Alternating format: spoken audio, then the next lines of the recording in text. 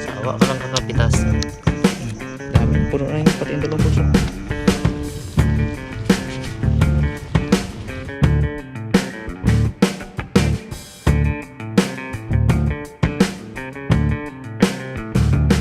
What's up guys, kamusta kayong lahat? Sa episode na to maghahanap tayo ng saka-saka at syempre lutuin natin. So tara guys. Eto guys yung saka-saka oh. Yan. Ito siya. Tatahol yung aso ng bantay ng palisdaan. Sa kabila kasi guys dyan palisdaan ng bangus.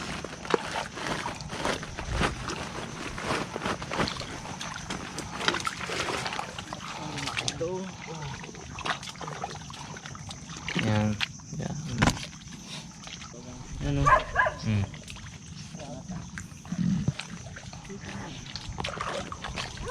Sa mataba ito. Ayan. Ito. Oh, tambak.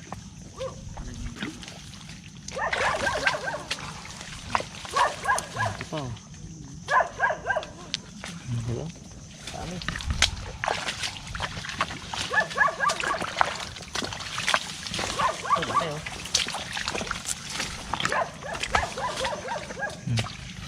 Taba.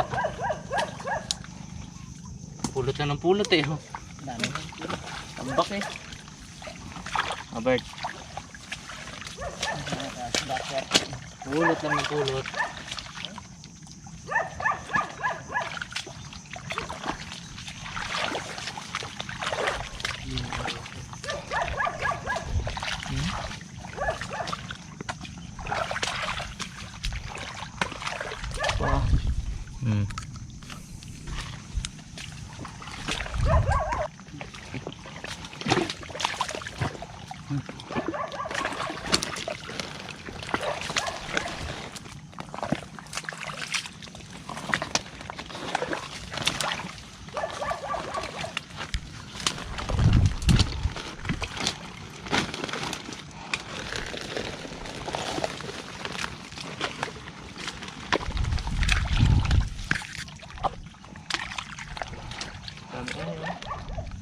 Yeah, saglit lang pala tayo dito.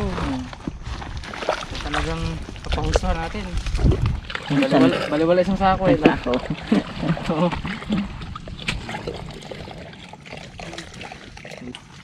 Talaban na kayo.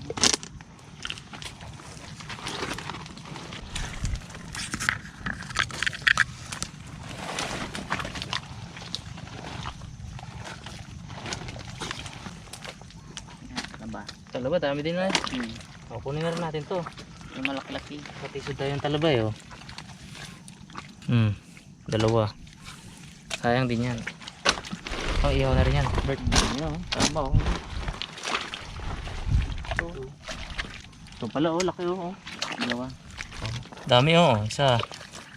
Dalawa. Tatlo. Lapad.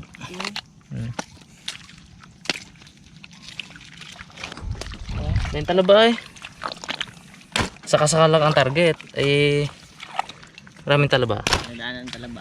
Kunin na rin natin.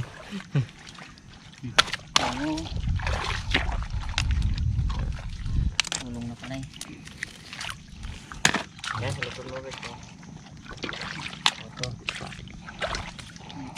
Sarap ihaw niya. Oo. Talaba ng kinuha. Ay, palaki.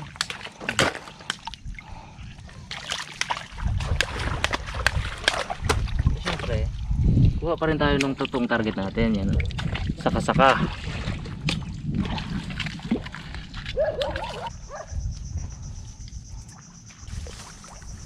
Yan o, aroy. Dami. Ito sila o. Sawa ka lang kakapitas. Puno na yung dalawang bulso ko. Ito oh. Wala, pitas lang ng pitas.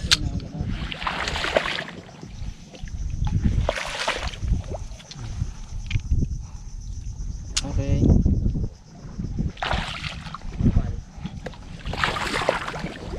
Wala saka-saka dito eh. Pero area lang to guys, hindi lahat ng area dito sa lugar namin may saka-saka. Dito lang talaga sa area na to. Dahil maputik masyado dito eh, mabanlik, malalim yung putik. Pag medyo mabuhangin, wala yan sila. Ayan. Pag medyo mabuhangin naman, nandun yung ano, bilaog at saka itong bahong. So ayan, dami na, puno na yung pati yung dalawang bulso ko. Oops, nalaglag pa isa. May bagungon pa oh. Pero hindi naman yung target natin ngayon. Sunod na sila.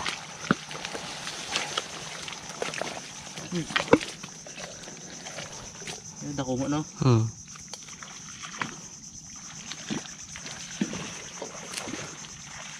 Ayun bakas, dako mo. Dako mo nga.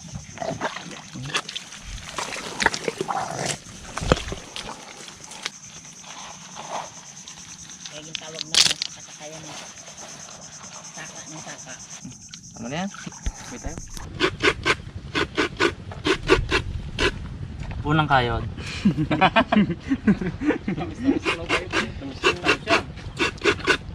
Yan ako sa uli ah. Apat yan. So nga, may ebidensya pa oh.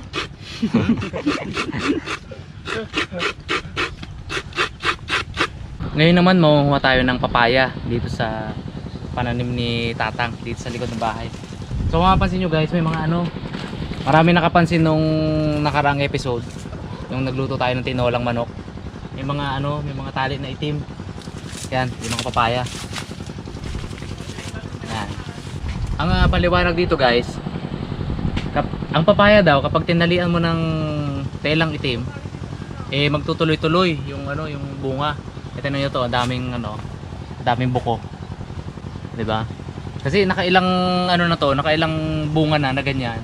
Lagi nalalaglag, nalalagas. Ay ngayon tinalian niya ng ganito, eh tingnan natin kung effective yung paniniwala ni Tatang. Diba? Dahil yung ano natin guys, saka-saka natin, lalagyan natin yun ng gata. So, sahugan natin ng papaya. Ay maganda-ganda. Ito na no?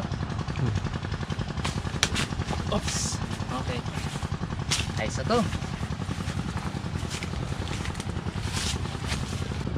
Itong sili ni Tatang guys, dahil hindi na rin ganun kataas yung demand sa market ng labuyo, pinamimigay na lang to mga kapitbahay kung sinong gustong pumunta dito, mga kapitbahay, mga tropa na kapag dumayo dito nakita na maraming sili, pinapapitas lang dito ni Tatang.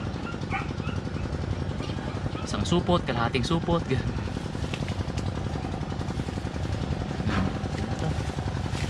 Ngayon naman mamuha tayo ng saluyot. Sasahugan natin ng saluyot yung ating ginataang saka-saka. Nung nakarang episode din guys, yung nagluto tayo ng tinola no, nung bago kami umuwi, di ba, nanguha kami ng saluyot. Ito yon. Yan. Marami pong nagtatanong kung ito daw ba ay tinanim talaga, kung ito ba talaga ay plantation ng saluyot. So ito po ano lang, ligaw lang to na saluyot, kusa lang tong tumubo. Dati kasi itong taniman ng ano, ng sibuyas. Eh syempre nilalagyan nyo ng pataba, sibuyas. Nung pagkaani, pinatraktora, ayan, tumubo yung mga saluyot. Hanggang doon yan guys, hanggang sa dulo, punong-puno ng saluyot. Bago magtanim ng palayan, kasi yun yung punlaan ni Tatang ng palay, medyo malalaki na rin. So baka bago mag-end yung July, ipapaano na rin to, ang tractor na rin. Kaya samantalahin na natin, kuha na tayo ng saluyot dito. Oh, tataba oh. Laki ng ano, talapad ng dahon, tataba ng paklang. Yung nga lang yung iba, ano na, tinira na ng uod. Kasi hindi naman to ini-spray eh. Mas safe to. Yan oh. Taba oh. Diba? Yan oh. Tataba oh. Pakasarap ng saluyot na to. Lagyan mo lang to ng ano, ng bagoong. Sarap. Ilaga lang, tapos lagyan ng bagoong. Wala, ano lang, bagoong lang mismo. Sarap nito. Tataba oh. Naalala ko yung nasa UAE pa ako, sa Dubai. Meron ding saluyot doon na tinitinda sa mga souk, sa wet market. Kaya lang hindi ganito katataba. Ito lang, okay na to eh. Tara, isa tayo magluto.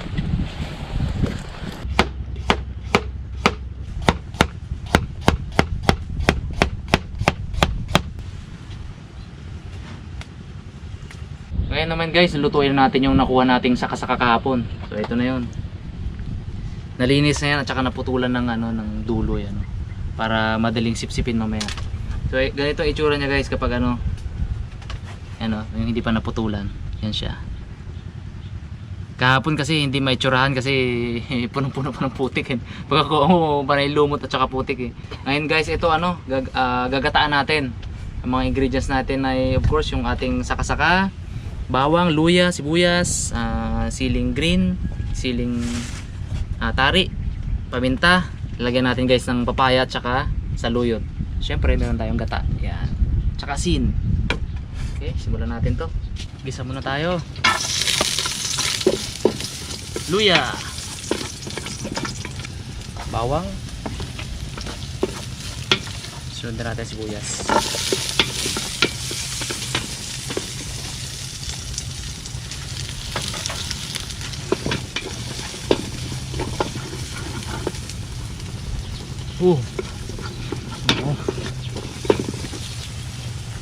Labis. Antayin natin na medyo mag-brown yung bawang, saka lumambot yung sibuyas. Lagyan natin guys yung ating saka-saka.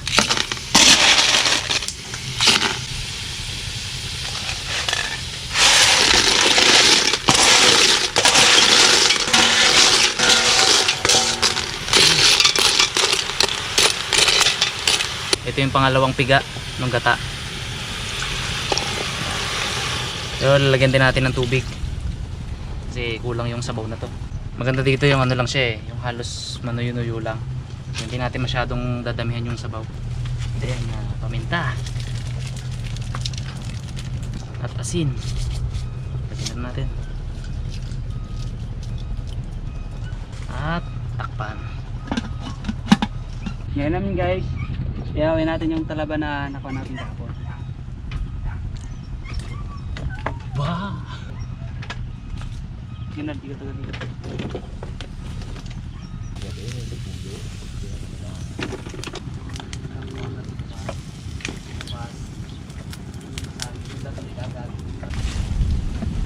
Oops! Na! Natin yung ating papaya. Hindi ko talaga guys masyadong dadamihan ng sabaw para malasang malasa siya.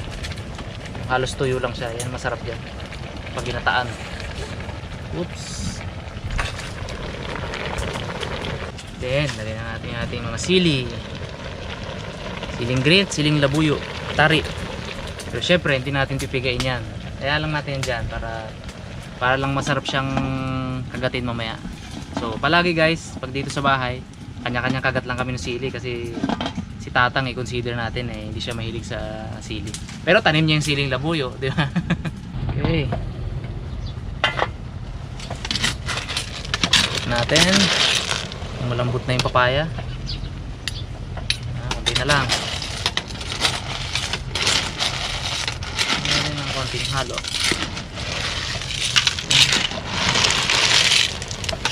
Wow!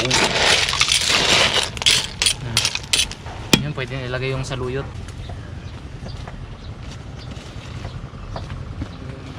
Saka ito guys, itong kakanggata ng nyug. Ito yung unang piga, purong-purong purong-purong gata ng nyug. Yan. Yan, takpan ulit natin. Okay, check natin guys. Yun sabaw niya sa ilalim. Yan. Tikman muna natin. Actually, luto na to eh. Malambot na yung ito, luto na. Tapos malambot na rin yung papaya. Check na lang natin yung lasa kung kailangan natin ng adjustment.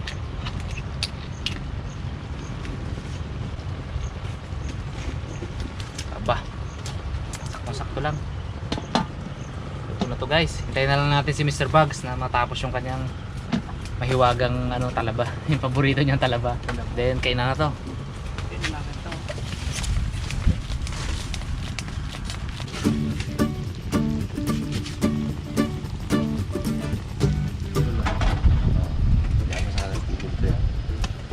Table 1. Guys, kain po. Kain tayo. Kain tayo. Sarap ng talaba ni Albert. Abaw. Sarap ba? Damit.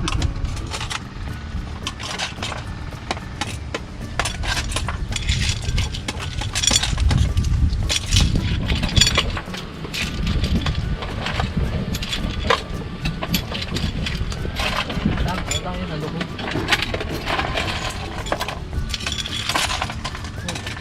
Talaba? Talasetang? Sarap ng sabaw. Ito mo. Ayun natin makita ang ano. Laki ng talabaw. Wow. Isang trivia guys, buhat kay Dalaman. Alam niyo ba ang English ng saka-saka? Later. Saka na. Saka-saka. Later. Dalawang saka-saka.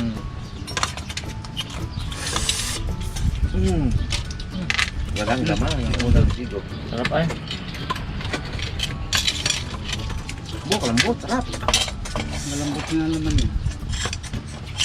Tama, kasi no? May kalaban ng bitangan sa puso. Later. Later.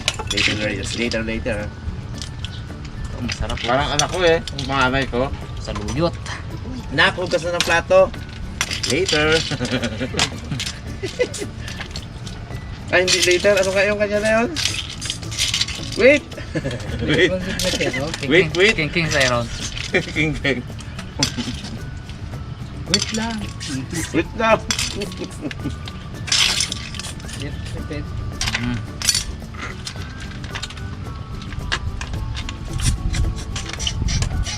Abo. Pag nandala pala ako, imbis na hipo ng kunin ko. Ito. may butas pala. Abo, sarap.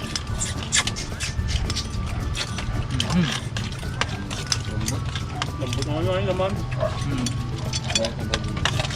Kumpara sa bitangan, no? Anong buto naman yun? Sabaw. Ito yung sinasabi ko guys na hindi namin pinipigay yung sili or tinatadtad bago isama sa luto. Kasi parang hindi siya sumama sa sa sabaw yung lasa. So, ang nangyayari guys, kanya-kanyang na lang kami. Kain ng sili. Sakto guys eh, oh. Yan. Kulang ang buhay kung walang sili. Sili is life. Parang kang pinakain ng spaghetti walang sauce. Kulang, no? Pag walang sili. Sarap na sa luyot.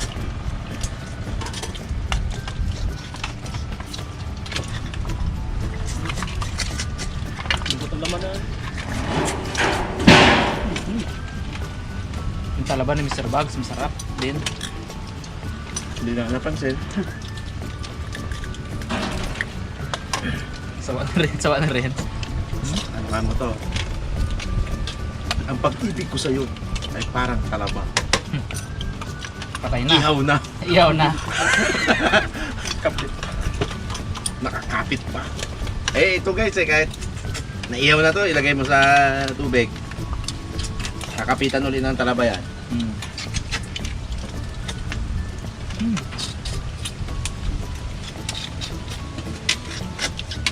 Sarap.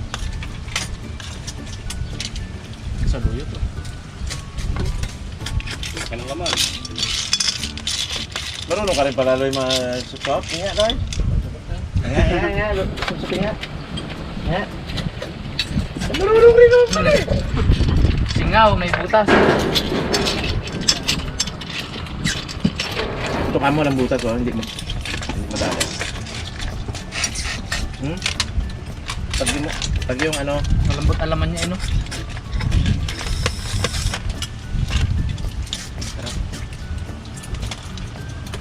hanggang sa pagsipsip, pakyat mo si Alvin. Laway. Pakyat eh.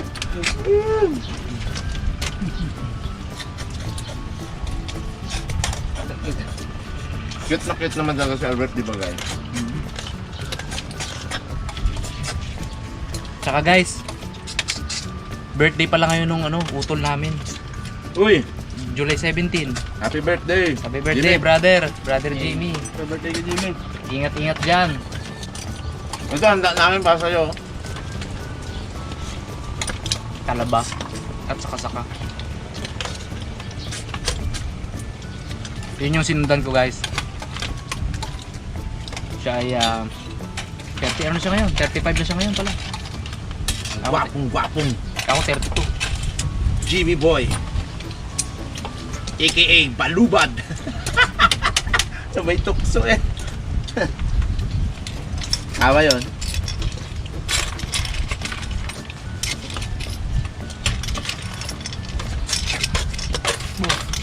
Yung lulusin namin guys, yung nabubuhay pa. May kanya-kanya kami yung bagsak doon. Ano yun? No siso na. No, ano na. Yung aso. No, daga na naipit ah. Hindi marunong mag-success. Natungod na lang tayo. Naipit na. Dagaan. Wikit. Sa'yo, anong bansag ni Lulo? Tanggal.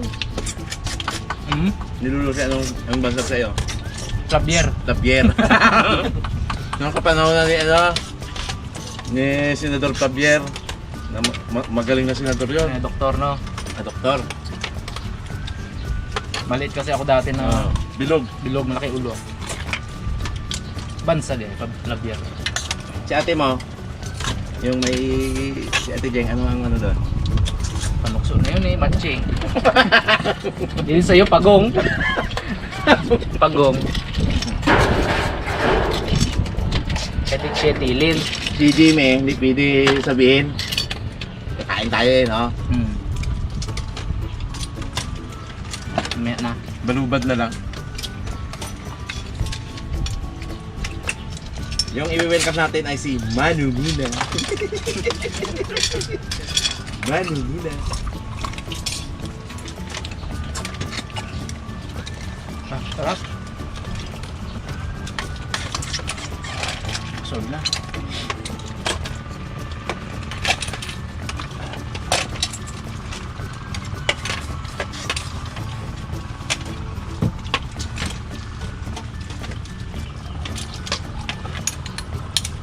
Sarap-sarap pag ng pagkalaman niya.